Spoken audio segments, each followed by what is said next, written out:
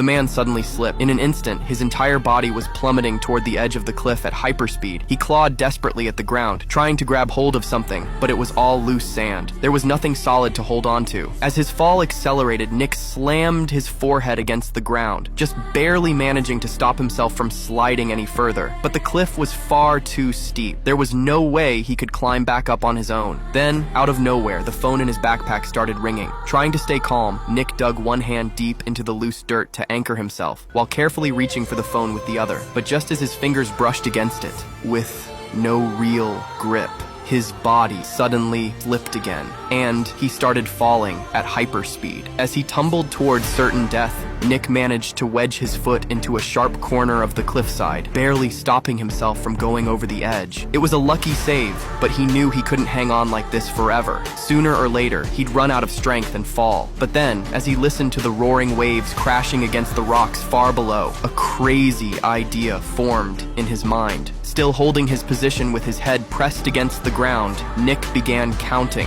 timing the rhythm of the waves as they hit the cliffside. And then, just as the next massive wave slammed into the rock wall, Nick let go and jumped